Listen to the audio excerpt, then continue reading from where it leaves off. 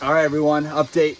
This is my last activity before I begin the 100-mile race. Hey, dream big or go home. Let's go!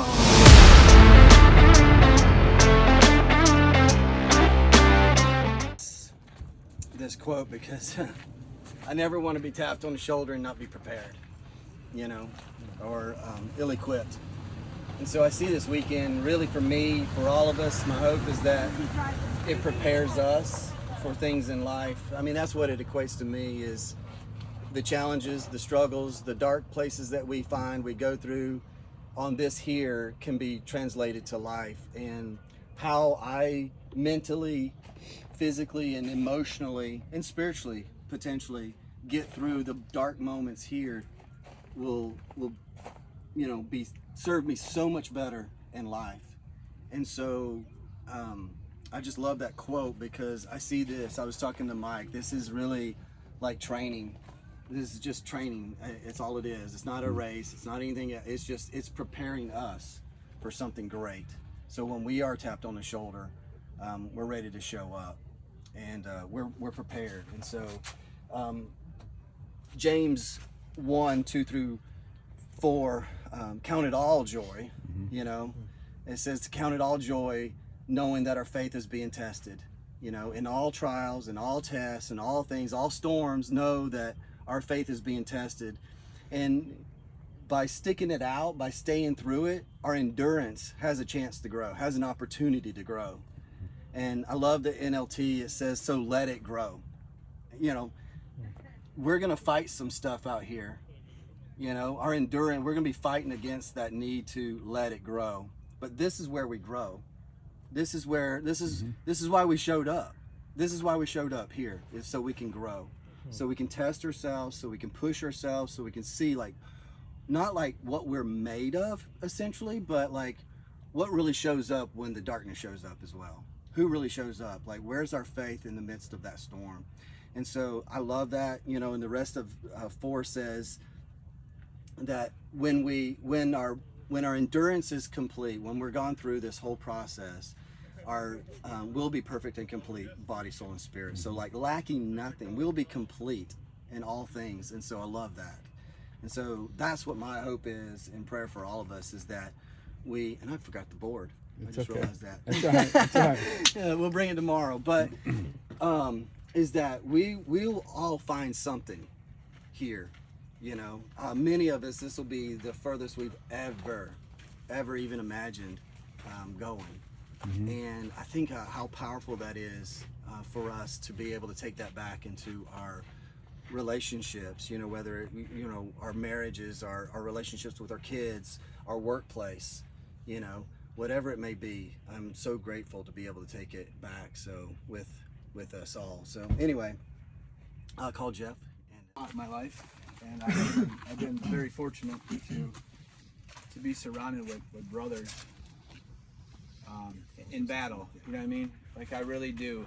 And I think the one thing that this world needs to know is that there's people really out there for each other.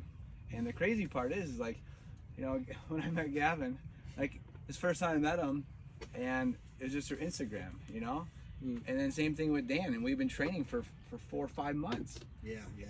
So we can use the power of technology to unite as one body, and to go through this adversity, and having a 19-year-old young man to go through this fire of adversity. I told him, and for all of us too, this is the greatest classroom there is. You know what I mean? Totally. We have an opportunity to go to work on tangible things that are going to help us grow, because we are going to be tested through our soul, body, and spirit. And I'm looking forward to that, because at the end of the day, we will be renewed, we'll be transformed, and we'll be complete.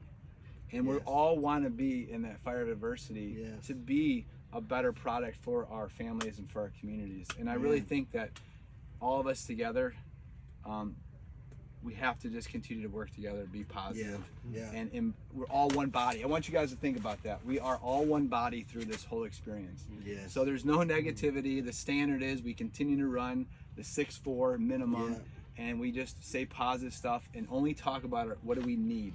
What do we need? We're all gonna be broken at some point. We don't need to talk about what we're broken. Right. We just need to tell what do we need. Good. And we have Scott here who's blessed us again. Woo! All right. Thank you, Scott. I'm so appreciative because you know what? I'm telling you this right now. He will definitely help us out today and tomorrow to make us keep going the next lap. So I actually want to just say Our Father together, okay? Acting. I had an acronym for ACT I posted last week. It's always continually trying. Most of us are trying to just watch the next Netflix episode. Some of us are trying to find the best way to, live comfortably. All right? That's not life. Life is about growth. Life is about facing the storms and challenging yourself to grow. And the more you do that, the more God will reveal to you. And this is just firsthand. He will reveal the secrets of his heart to you when you go through the fire of adversity physically. And I think one of the things that I have learned is we get in our own way, in our own head. Yeah. So I think for everyone who's listening, just think about this for a second. What things have you thought about doing, but you didn't because you got in your own head? And that's part of it where you had fear of doing that thing too. This weekend, going for this challenge where I've never run more than 43 miles in my life, and to go to 100 is a little scary, right? It's an unknown territory. But I know in my heart and in my soul that it will be fulfilled because I've put the work in. My mind is right. I have the right things to do when I do my systems check for my body during the race. There will be friends there and family who will be supportive throughout this journey. And it's a no quit attitude. You have to think like that. And what you gain from that experience is life-changing. Is you're refining who you are and your identity. Yeah. Really, that's what it's about. Yeah. And your identity needs to be challenged. You can't just go through life. You can't go through life just being okay with average. See, this is what people have to really understand. You already won the race of life when you were conceived. Number one. Number two, when you were gifted by your parents to this world, God already had a plan for you. What the enemy does is he tries to mask that plan for you in your life by sending you false signals, false messages, false people with you in false alignment. So what you have to do to get the scales off for your true identity is you really do need to get in the Word, be aligned with the right people or a group of people, and you need to do things that sharpen you for your mental, physical, and spiritual ability.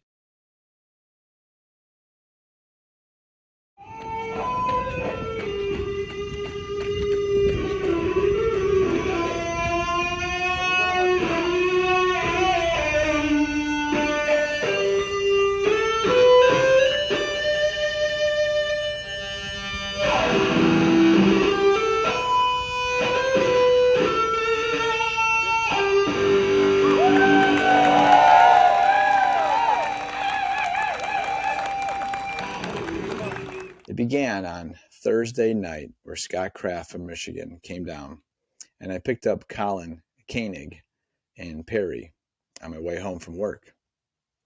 Well, we had a great dinner. My wife cooked pasta, get our carbs in. We all went to bed, nestled in, ready to go for the morning. We left at 6 a.m., and I drove down with the boys to South Carolina, Greenville, which is very northwest of the state. We got there at 4 p.m. and we had a little bit of time to get our camp set up, get our information, our GPSs for our ankles, which I'd never done before, for our race. So the race was this. It was at a strawberry farm, and it was a 5K loop. So just around 3.1 miles. All right, Colin, ready? Yeah. Tell them what's up. What's good? 100 miles, baby. Hey, we it got done. tent. We got our tent set up. Look at that background. Strawberry prairie there, huh?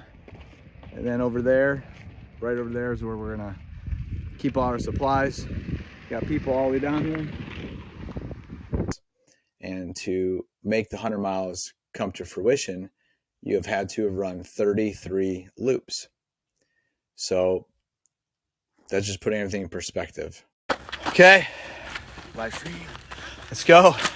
What up, what up? We're in lap 2 of 33. At least. So it's going good. It's beautiful out here. You can see all these strawberry fields. Gorgeous. South Carolina is a beautiful place. Isn't that right? It is. Yeah, it is. Right? Oh, yeah. Okay. Ask any questions. Come on, Brooks. Ask a question. We're doing our 3-minute walk right now, so you got 30 seconds. Yeah, you got 1 minute and 20 seconds 1 to minute, ask. 20 seconds. Kelly, come on, you got a question? Well, I'll just say this. We are plugging away. We got a great crew. We got a great plan. Goal is to run around 40 miles tonight and then push through to 100 plus tomorrow. So, well, we're gonna get back running here. So, be good. God bless, be good. So, Friday night was very special because we had 2 waves of runners, really. The first night was with Colin. First marathon complete tonight on the Badlands of South Carolina at the Country Mile, 100 miler. Colin, my boy, getting it done. Let's go. Let's go. Feeling good. Let's go. Marathon distance down. First marathon, 19 years old. How much did you train for this, Colin? Come on, tell the people. 2 weeks. How much pizza did you eat? No pizza, but No pizza. Oh, all right. Actually, last week we had a little bit of pizza, but I was we disappointed. don't talk about that. All right. A little pizza? Hey, a little I pizza. didn't record it. Hey, let's go. Hey, proud of my boy here. Got it done. First marathon in the books. 19 years old. Barely trained, but he's a vessel of just pure man, warrior. Look at this guy. Look at that. Look at those guns. Come on. We're at 12:37. Show me guns This again. is great. Here we go. Let's go. First marathon, everybody. First marathon in the books. Marathon distance done. Colin the man. Marathon distance done. And Daniel Galasso, who I met through Instagram, then through our WhatsApp group for our Mission 5150, which we'll get into later when I talk to Tim, who created the group. So it was us 3 men just marching through the night, which the race began at 6 p.m. And during that time, we just really were focused on running majority of the time and walking. And we just, as the night set in, which really wasn't that much later after we began the race at 6 p.m., put our headlamps on. And there was one special person too, besides Scott, who was crewing us. And it was Greg Wanberg, who I had on my last episode, Why Should We Do Hard Things? And those 2 men made this possible for me and Daniel Galasso, who also finished with 100 miles. So my first point that you have to understand that I learned deeply again from an ultra race is who is in your court, who is by your side, who is the Mick in your corner, who's going to be pushing you when you're at your low point. And Greg and Scott were those 2 men. So during the night, Greg got itchy to run, and he was wearing jeans. And that night, he ran 9 miles with us. And I think it was actually during the mid-morning, which I think 1 o'clock in the morning. So Greg came out, he ran with us, and it was awesome. It was truly awesome to see him there with us running, but also all the runners on the trail with their headlamps. It was so cool to see. Just imagine, like, it's pitch black. You can see the stars and the moon. And all you see is these lines of headlights of people running the trail. So Something happened though in the first, I believe it was around mile 18, somewhere in there, where I tweaked my ankle and it hurt really bad. And I thought to myself, I need to get attended to this because it was a major issue. So as we're finishing the loop, Daniel prayed over me, and he prayed just for healing and just for restoration of that body part.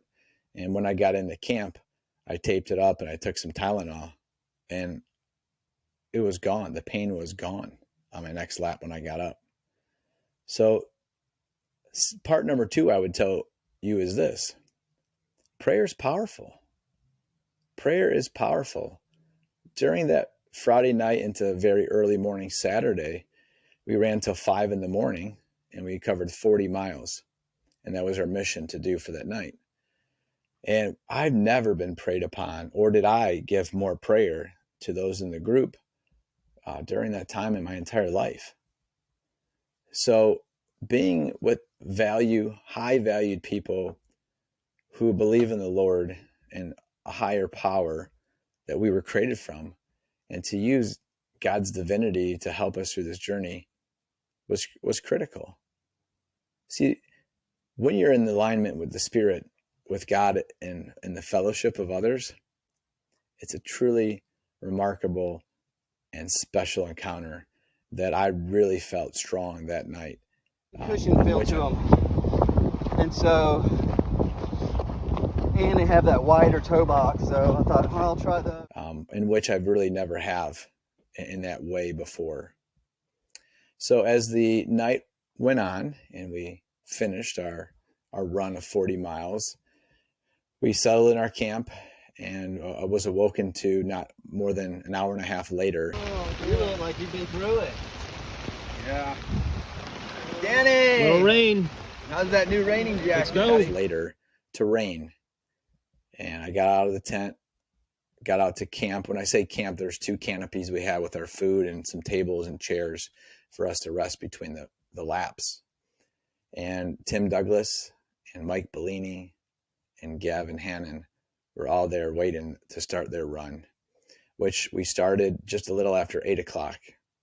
And during that run that morning, we encountered the storm, literally the storm. And it was awesome. I mean, it was raining hard. It was thunder and lightning. The ground, which was all dirt, turned into mud, puddles, and our socks and everything were just soaked, right? So that lasted for the morning. And then the sun came out, and it was just beautiful. High 70s.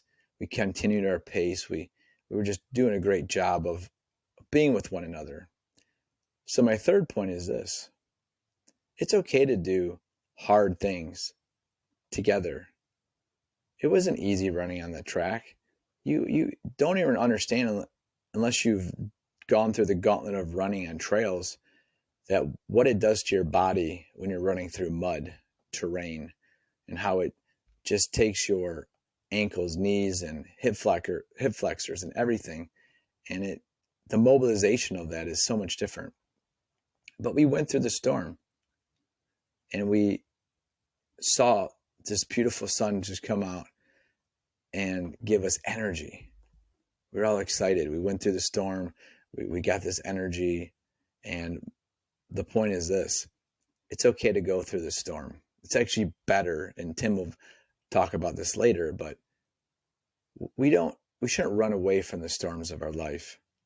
We should go right at them with a fistful of steel, and the outcome will be sunshine, and we'll be better for it.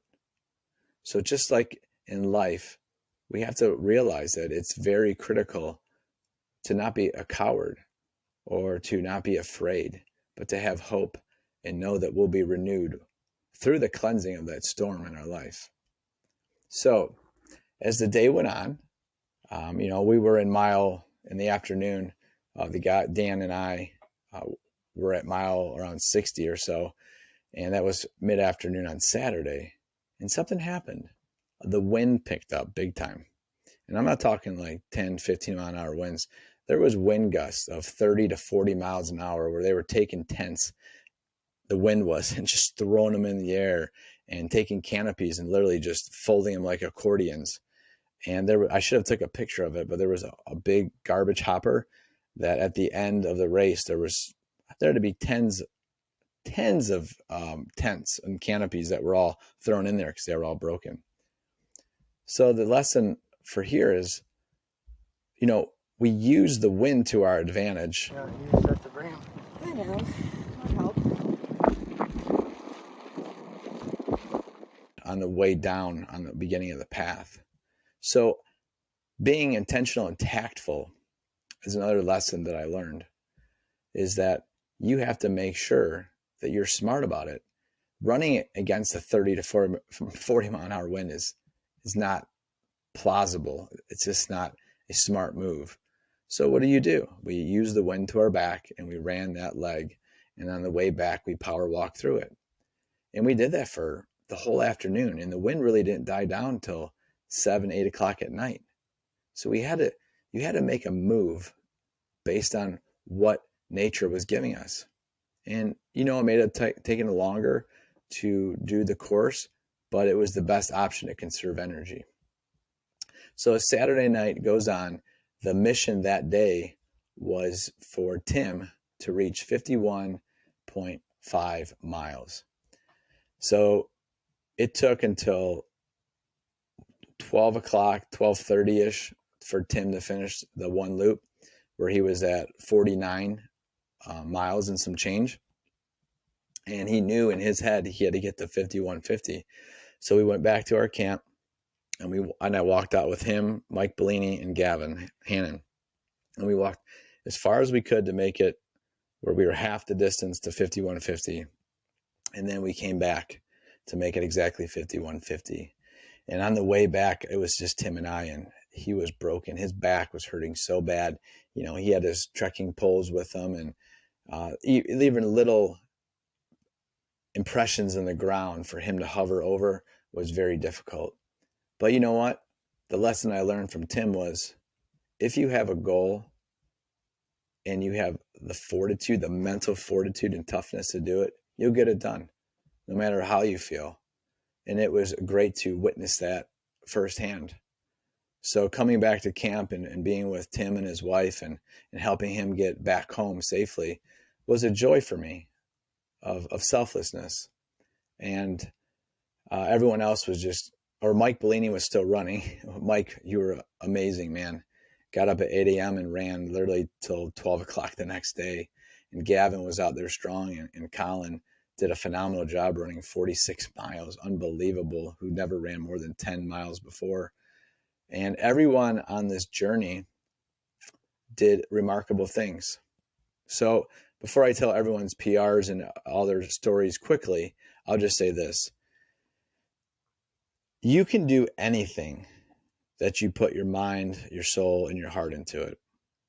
So witnessing Tim wanting to do a 50-mile race, and he turned into a 51:50 for another reason, but it was very poetic to watch the strength of an individual who was literally broken and couldn't walk and was in so much pain to get to his feet of the 51.5 miles on this journey.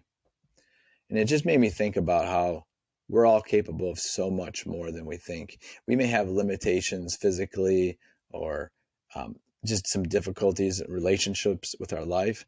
But if we truly have grit and determination and fortitude, we can accomplish any goal that we set our mind to. There he is. 4:30 in the morning, baby. The You crowd look- is thinning. You out look there. phenomenal. Thank you. Feel phenomenal.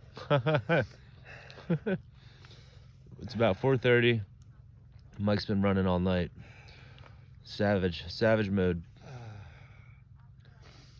Yep. And I witnessed that from Tim. I witnessed that for myself and from Daniel as well, of these breaking these goals. And Mike and Gavin and Colin just ripping off records that weekend. And being together as one body in alignment with each other's values and work ethic is the reason why all of us were able to attain such high outcomes. If you've never been around people before who do remarkable things, you need to start being around those type of people. And this is not just about running. It could be in business. It could be in education. It could be in healthcare. It doesn't matter the field. It's just being around people who are outliers. So what is an outlier? An outlier is an individual who doesn't follow a trend. An outlier is an individual who goes above and beyond what is expected for them to do. So I really, truly felt like this weekend I was with a bunch of outliers.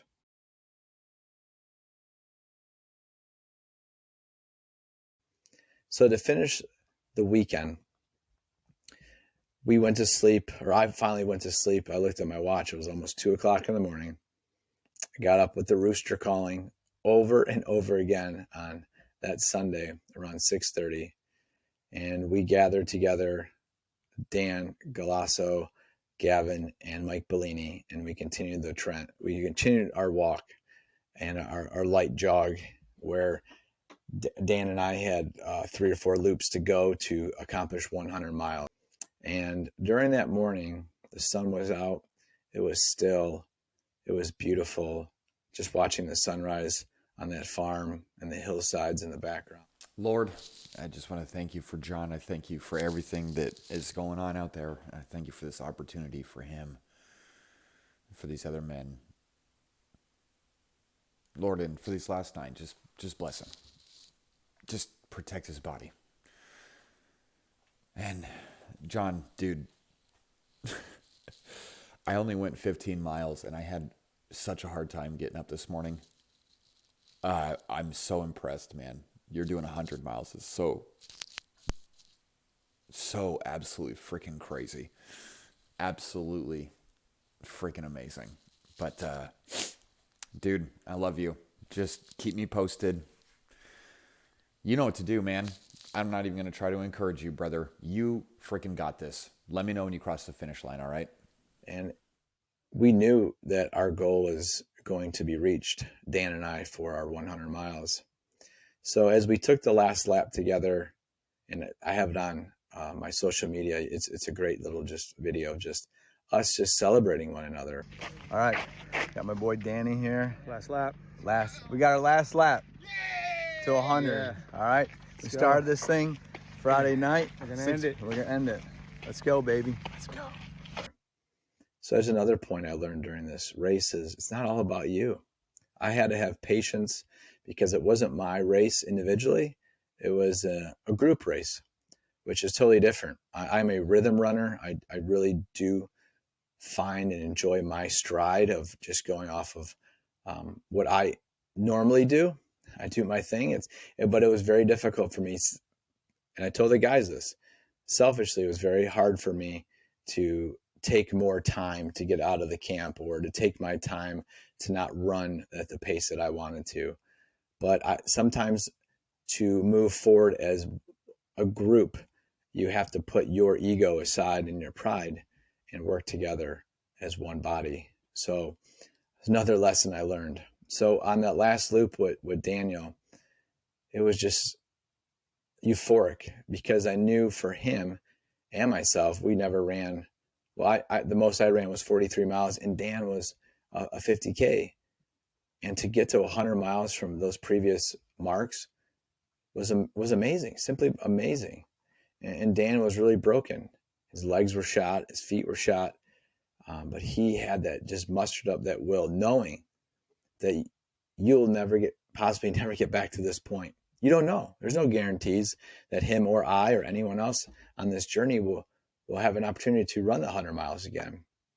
And we were laughing because we have the belt buckle that you get if you run 100 miles. And he was talking about it all Friday night during the run that, oh, baby, I'm going to shine it up and put it where my wife's pillow is and take pictures of it. And we were just having a good old time talking about the belt buckle. So on that last loop, we were just reminiscing about how that belt buckle will be back into those places he talked about. And today he actually shot a picture of himself wearing the belt buckle as he went to work as a champion.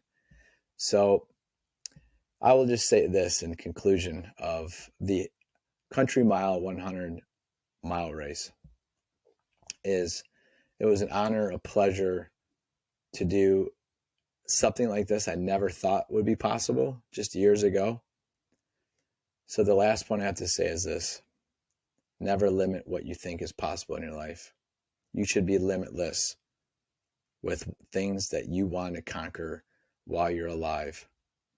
It's critical, it's vital that you're living a life not the trend, but as an outlier, as someone who uses their gifts and capabilities and faces the storms of life to achieve remarkable results, not only for yourself, but with others with the same alignment of values and work ethic. And by doing those things together, you grow as an individual and you push yourself to be one of the best individuals you can with honor, strength, and valor.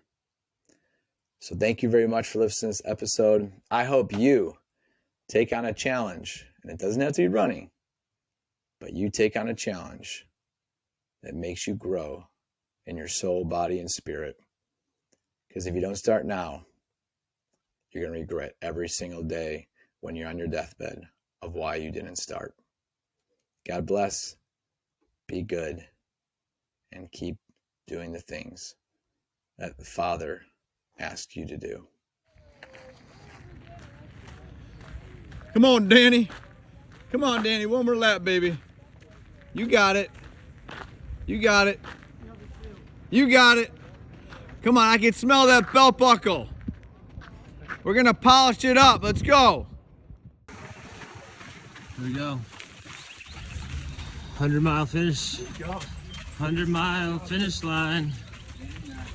Danny Boy and John. Finish line. Here we go. Let's go. All right. Let's go. 100 miles. Yeah. Great job.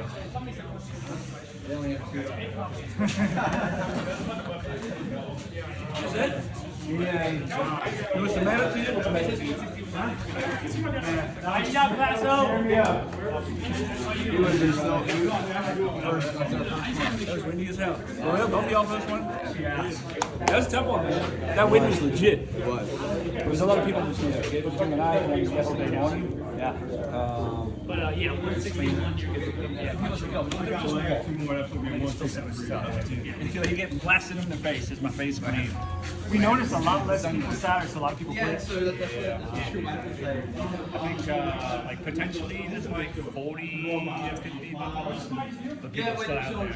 Last year I think we got like 80 or 90. Man, that was a tough one, man. Did y'all stick together? Yeah, most of the time. Yeah. Man, he can still run. I can't run. I still got my wheel. Man, that was good, man. Thank you. I mean, you're standing still, but you're not like, But you stop going. Once you got out, you're gonna see that. They'll see. Thank you. how would the feet? We're good. Yesterday morning. So, shoe changes. I did three, I got like six socks. 5 workouts. So what's recovery weight this week? Ice bath. Yeah, ice bath, Epsom salts, eating. Yeah, I hope I'm sleeping. Dude, good for you, man. That was a tough one. For real. Thank you. Appreciate it. Chill time. Yeah.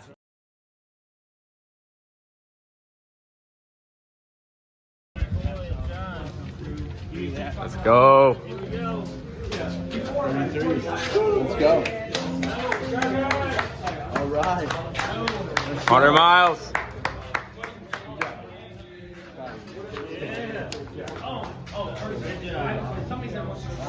They only have 2 laps.